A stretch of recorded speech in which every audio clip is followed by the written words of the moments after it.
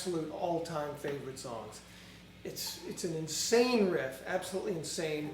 Scream Dream, it's off the Scream Dream album, 1980, and I'm just a tick young to have ever seen any 70s Nuge concerts.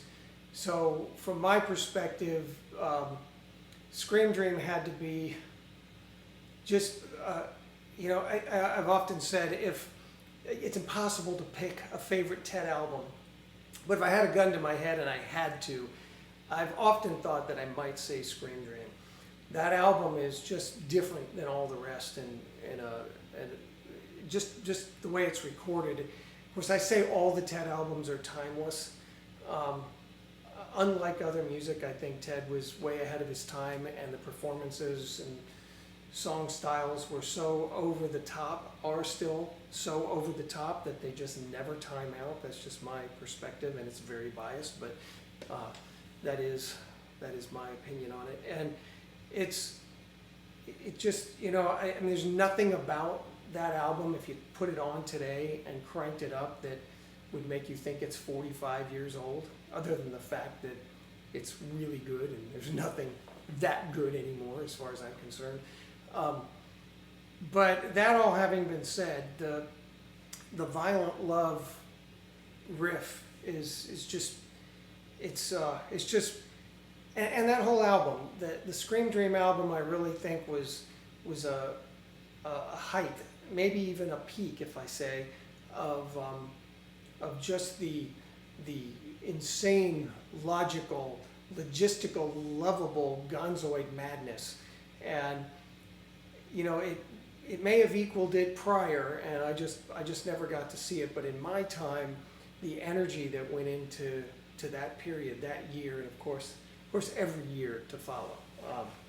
But we're splitting hairs here when we talk about certain periods being more intense than others. But I'm not sure in my time anything quite equaled the Scream Dream era. But in terms of just raw, pure energy, insanity, and intensity, good insanity, logical insanity, not insanity, if you know what I mean. So that all having been said, the Violent Love riff is another lifelong mastery that I will never arrive at completely, but it's just it's an A, D, and E song, and it's just hard to believe that you can take those three chords. There's 80 million songs made with those three chords, but the more I analyze the Nuge material, and the more decades that go by, the more unbelievable it is to see what kind of creativity, intensity, and just pure guts ends up on three chords. I mean, who would ever think of making a song like that out of A, E, and D? And it's really kind of I guess you might call it a boogie-woogie thing going on in there. So the riff, anyway, let's get into a little bit of it. We've got our classic A position here. No different than Cat Scratch Fever in terms of position. Same positioning, but instead of, we have that G. I'm pretty sure that G's in there, but it's like for a split second, maybe twice throughout the riff. That's the two times there. So cat scratch position. In this case, we got ABC, I guess.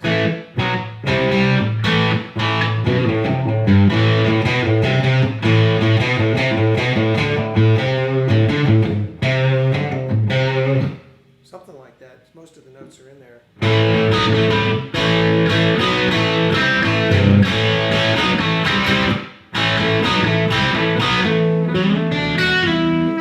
That's the hardest part, because Ted's right hand is. When I'm playing the riff, I have a hard time throwing that in there.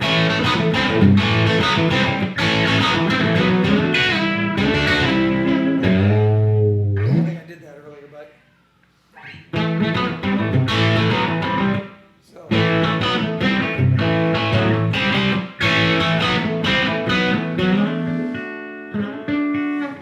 it's nothing but a D, bar chord D, which is using part of it. You let a few of them ring together and you slide it back. And the thing about Scream Dream is the album's actually quite clean. I mean, there's really there's no cheating on a lick anywhere on that album.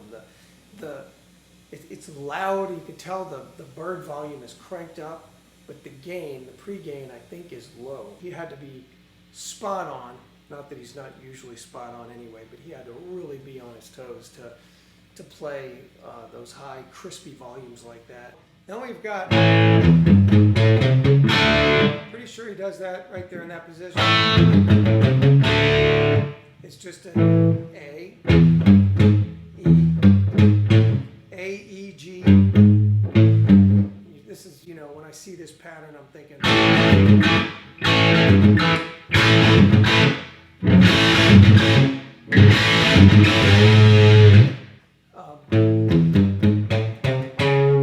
Then we go on to the A string. To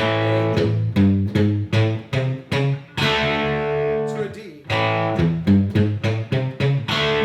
And that's just A, C, C sharp.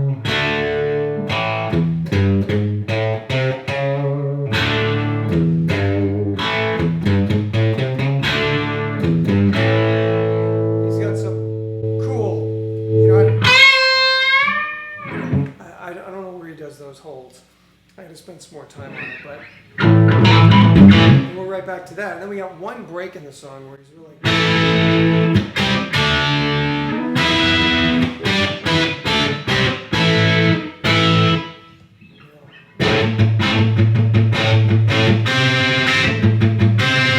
There it is in Out of Control. So, you could do.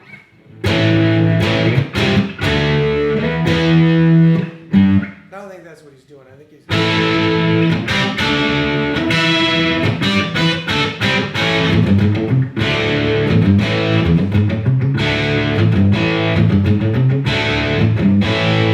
There's a live version out there. Ted playing Violent Love. I only found one. And when he does the break at the end, he's super clean. Super clean. It's a low volume.